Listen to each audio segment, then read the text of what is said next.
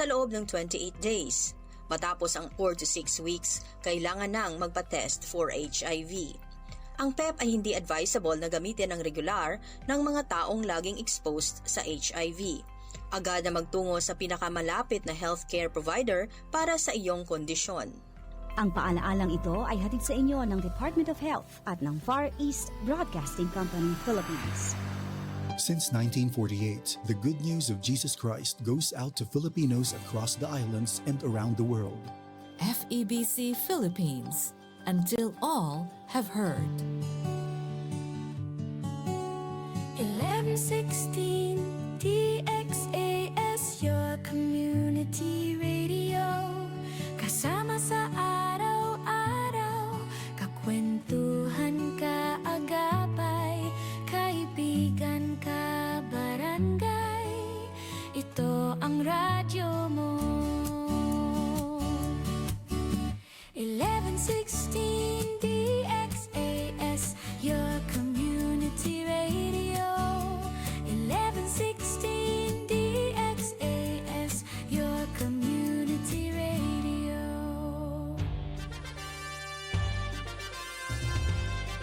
Este el DXAS FEBC, de ustedes Radio Comunidad, ta serví para conectar gobierno, privado y mga miyembro del comunidad. DXAS 1116, de ustedes Radio Comunidad.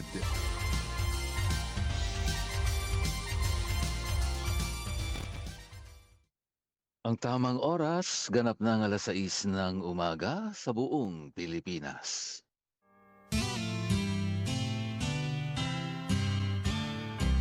May harding mapananalanginan, doon si Jesus naghihintay. O kainan ng panalangin ang hardin, doon kay gandang manalangin. Tayong natulog sa luklukan ng Diyos, sa hardin ng pananalangin. O kay sarap ng lumapit. Magandang umaga ka HNP. Isang panibagong umaga na naman ng pag-asa, kagalakan at sama-samang pananalangin ang ipinagkaloob po sa atin ng ating Panginoon. Kumusta po ang gising natin ngayong umaga? Bago po natin simulan ang ating araw sa trabaho, sa pag-aaral, o sa mga gawain sa bahay, huminga muna po tayo ng malalim at siyempre simulan nating magpasalamat na sa ating Diyos sa kanyang kabutihan sa buhay natin ngayong araw na ito. Kasi isipin mo panibagong araw to para makabawi. Panibagong araw para maging pagpapala naman tayo sa ating mga kapwa. Kaya palagi po nating tatandaan, saan ka man naroroon ngayon, nagkakape, nasa biyahe o naghahanda kayo para sa trabaho, hinding-hindi po magbabago ang ating pinaniniwalaang katotohanan. Laging tandaan, sabay-sabay po tayo, every gising is a blessing.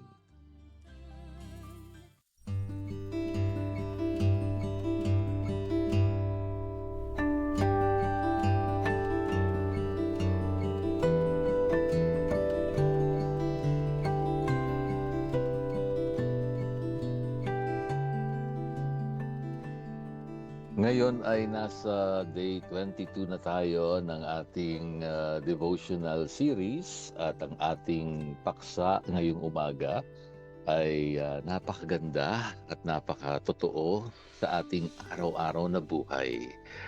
At yan po ay ang being humble, the real strategy. Maging mapagpakumbaba ang tunay na diskarte. Yan ang ating tema ngayong umaga Nasa ilalim pa rin ito ng seryeng pagbabago ng ating karakter, pag-aayos o pagtatayo ng ating karakter. Ang ating gabay na talata ay matatagpuan sa Aklat ng Santiago, Kapitulo 4, talatang 10. Santiago, Kapitulo 4, talatang 10 o kaya sa James chapter 4, verse 10. Babasahin ko muna ang salita ng Diyos version, pagkatapos yung English Standard Version. Okay, basahin po natin. Magpakumbaba kayo sa harapan ng Panginoon at itataas niya kayo. Humble yourselves before the Lord, and He will exalt you.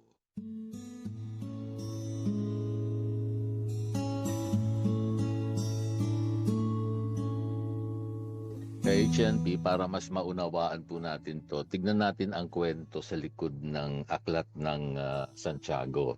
Well, nagsulat si Santiago sa mga Kristiyano na nakararanas po ng matinding pag-uusig at matinding kahirapan nung panahong yon. No? Dahil po sa hirap ng buhay, pumasok po ang gitgitan o pataasan, no? Naging kompetisyon ang buhay ng mga tao noong panahong iyon. Nagkaroon sila ng inggitan, awayan, at payabangan, no, sa lipunan para masabi lang na umaangat sila, no? So sa madaling salita, noon pa man ay nagpapataasan na ng ere, no, ang mga tao, o yung obsession nila na laging patunayan sa iba na mas magaling sila. No, parang ganun din naman sa panahon natin, meron tayong obsession na laging patunayan sa iba na mas magaling tayo, mas nakatataas tayo, o mas madiskarte tayo. No, kaya napakatapang ng paalalang ito ni Santiago. Sa mata po ng tao, ang nagpapakataas ang sumisikat.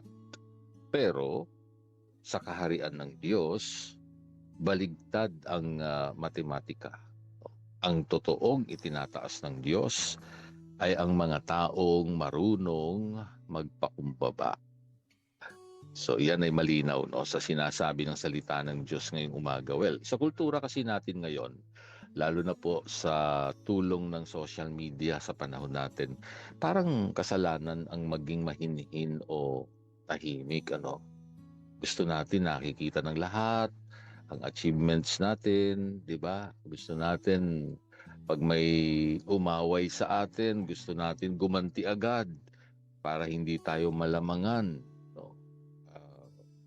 Napakarami niyan sa social media, di ba? Nag-aaway-away, palitan ng kanilang mga komentaryo sa isa't isa. Akala kasi natin, pag nagparaya tayo, mahina tayo.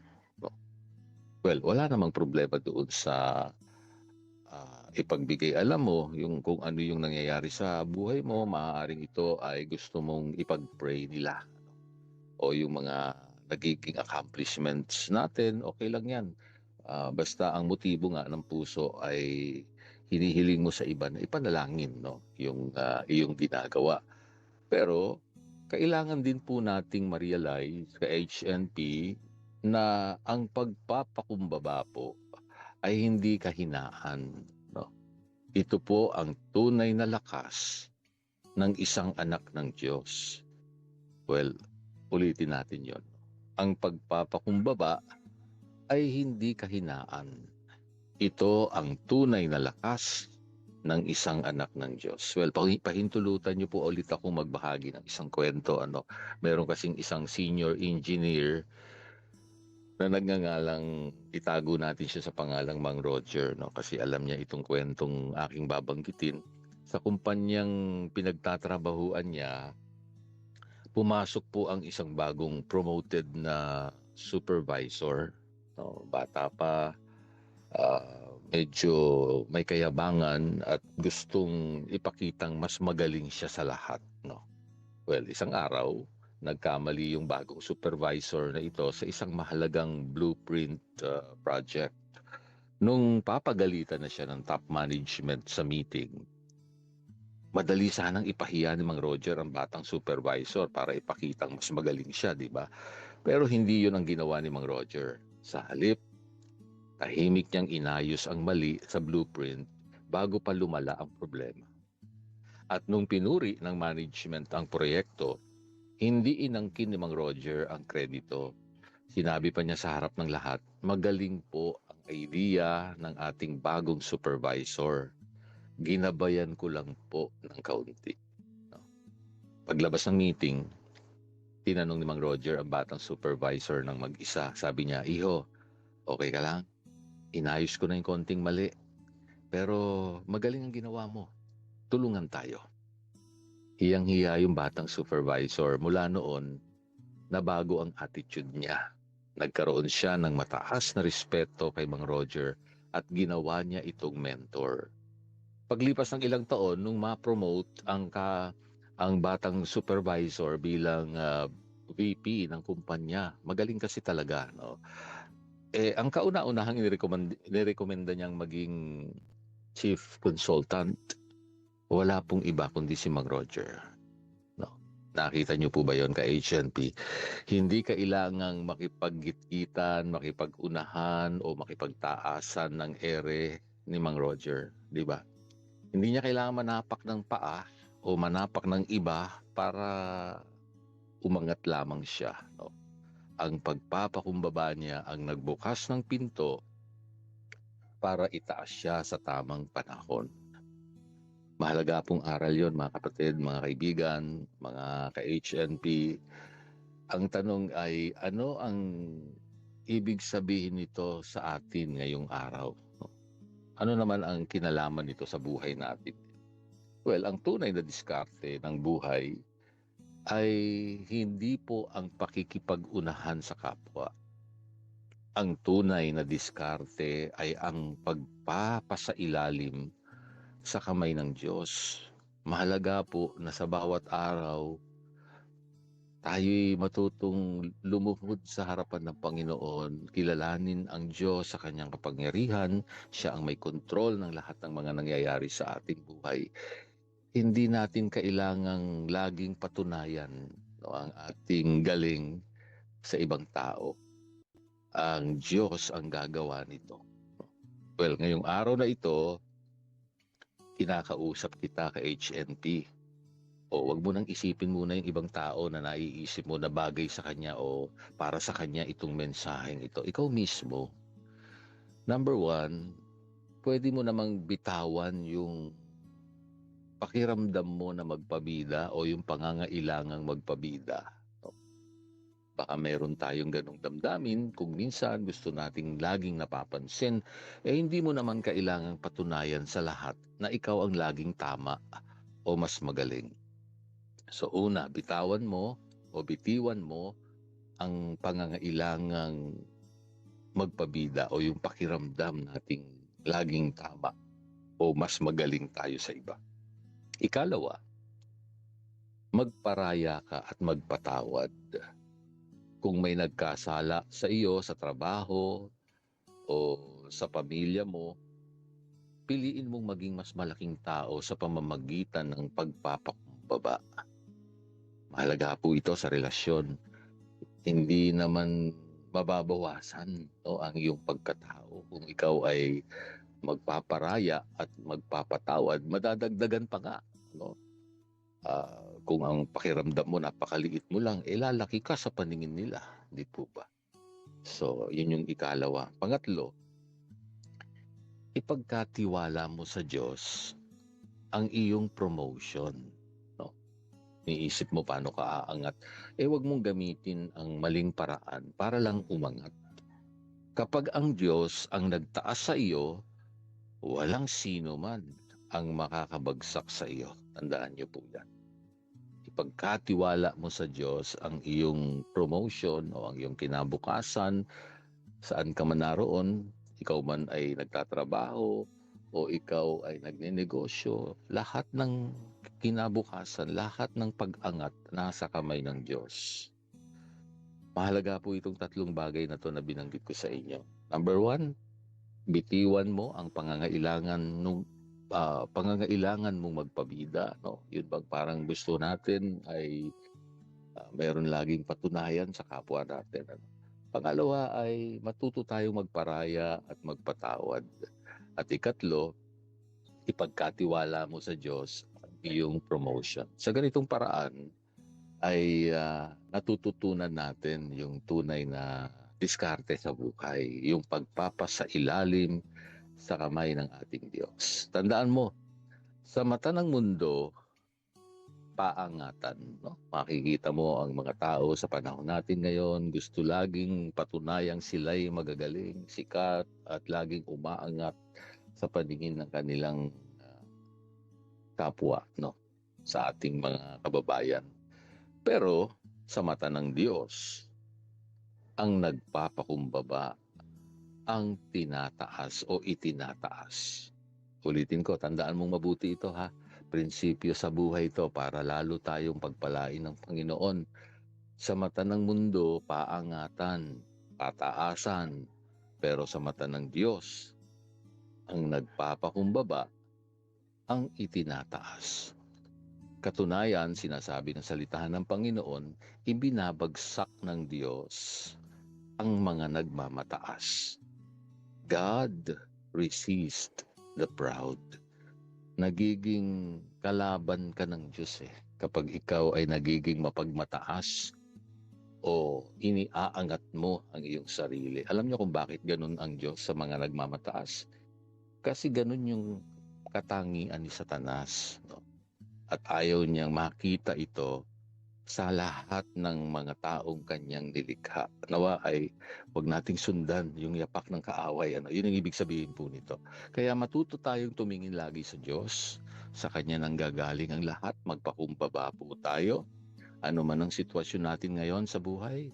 Kung may kabigatan man, kung mayroon mang taong gumawa sa iyo ng hindi mabuti, magparaya ka lang, magpatawad ka.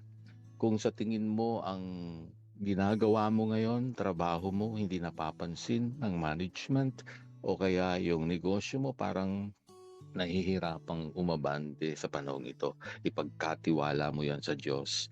Pagkatiwala mo sa Diyos ang iyong promotion, ang iyong kinabukasan at ang lahat-lahat sa buhay mo.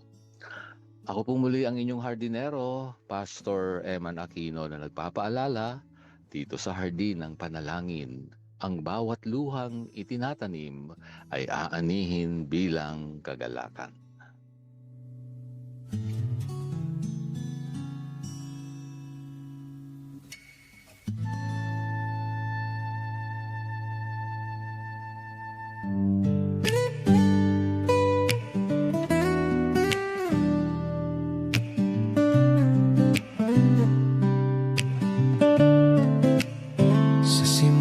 Pa lang, hindi ako karapat-dapat, pero pinili mo akong pagtiwalaan.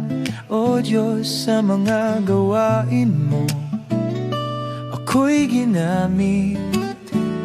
Sa paglilingkod ko, katapatan mo'y nakita. Sa pagmamahal mo, ako'y tinubos. Sa biyaya mo, ako'y tinawag. Sa pag-ibig mo, ako'y tinanggap. At patuloy akong maglilingkod sa'yo.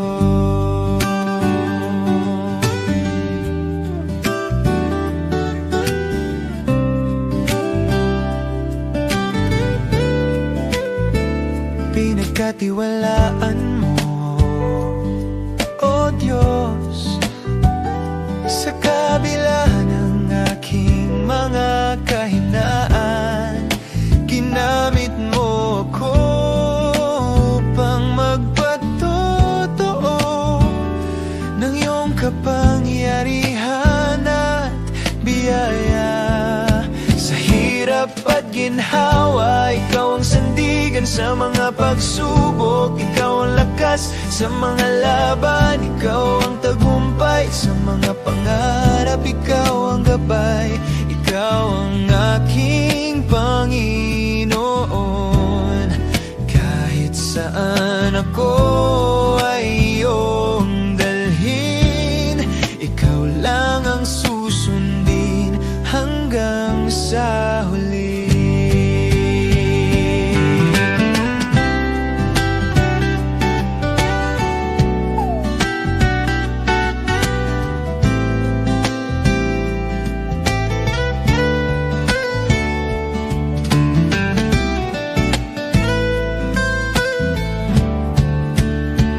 Sa pagmamahal mo, ako'y tinubos. Sa biyaya mo, ako'y tinawag. Sa pag-ibig mo, ako'y tinanggap. At patuloy akong maglilingkod. Sa pagmamahal mo, ikaw ang sandigan sa mga pagsubok. Ikaw ang lakas sa mga laban. Ikaw ang tagumpay sa mga pangarap. Ikaw ang gabay.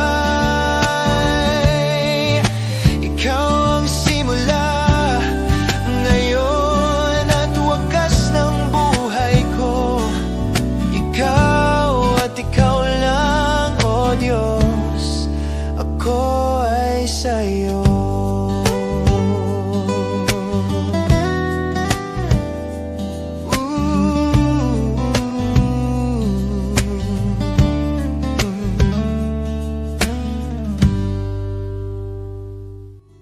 Ating ilapit sa Panginoon ang mga kahilingan ng ating mga tagapagtangkilik at mga kaagapay sa ministeryo ng FEBC.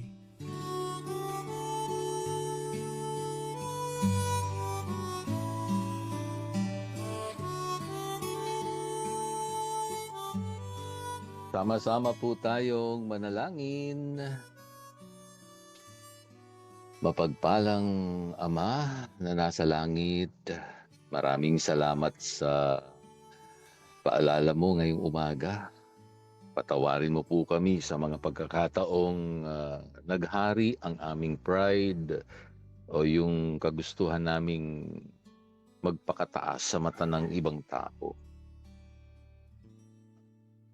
Nariyan po yan sa aming mga puso. Kami po ay nagpapasya ngayong umaga na isurrender sa iyo ito, Panginoon. Anumang binhi ng pagmamataas na nasa puso pa namin, turuan mo po kaming magkaroon ng pusong mapagpakumbaba katulad ni Jesus.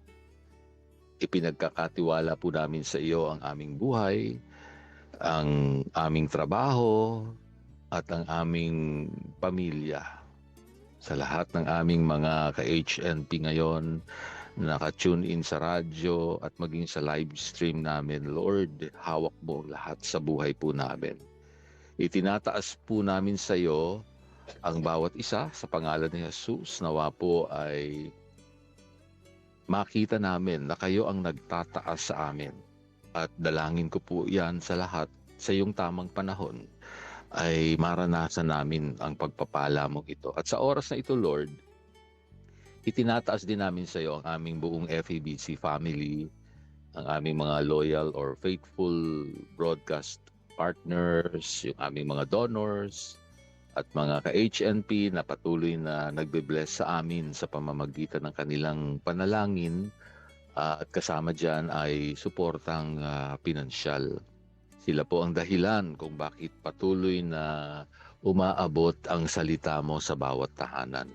Pagpalain mo po ang bunga ng kanilang mga kamay. Buksan mo po ang mga bintana ng kalangitan at ibuhos mo ang iyong siksik, liglig at umaapaw na pagpapala sa kanilang mga negosyo, trabaho at pamilya. Ingatan mo po ang kanilang kalusugan at ipagkaloob mo po ang hiling o yung mga hinihingi nila.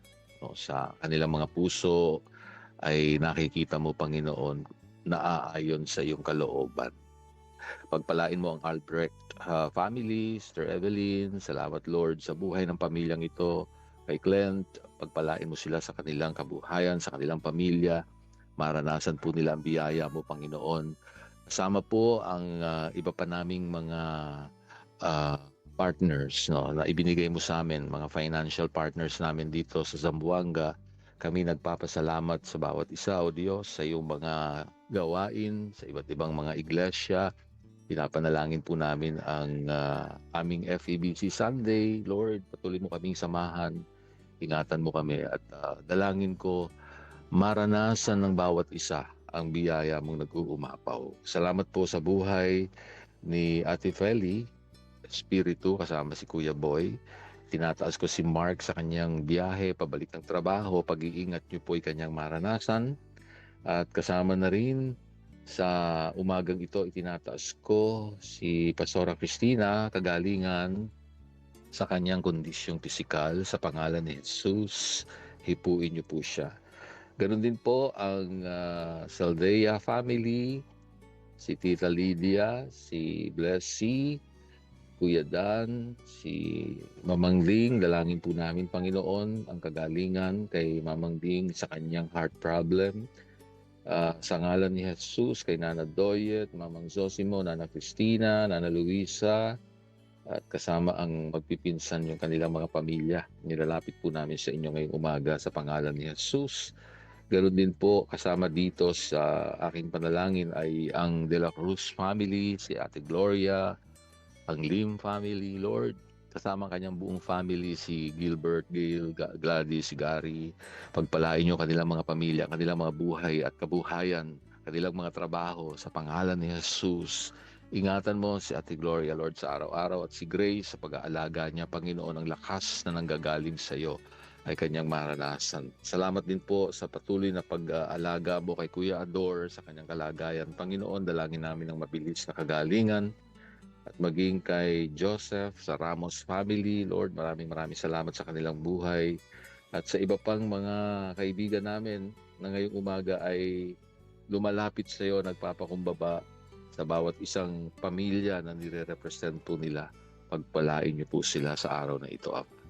Ang lahat po ng ito ay aming idinadalangin sa matamis na pangalan ng aming Panginoong Jesus.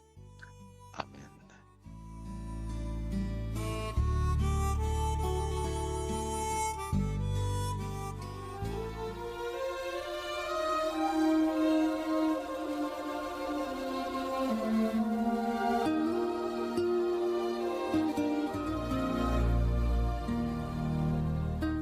Kagalakan ko po ang maging lingkod ng Diyos sa inyong buhay. Dito pa rin sa Himpilang 1116 DXAS, your community radio.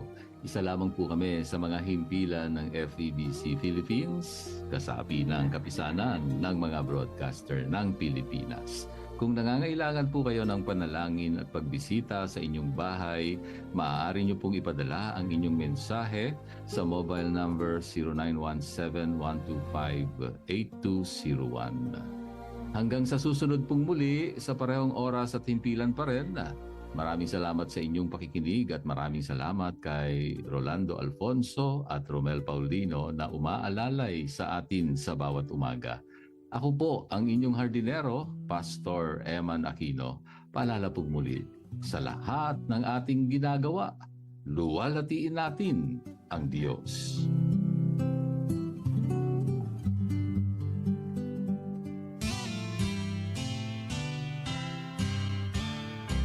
May harding mapananalanginan, doon si Jesus naghihintay. O kay inam ng panalangin ng hardin, doon kay gandang manalangin. Tayong natulog sa luklukan ng Diyos sa hardin ng pananalangin.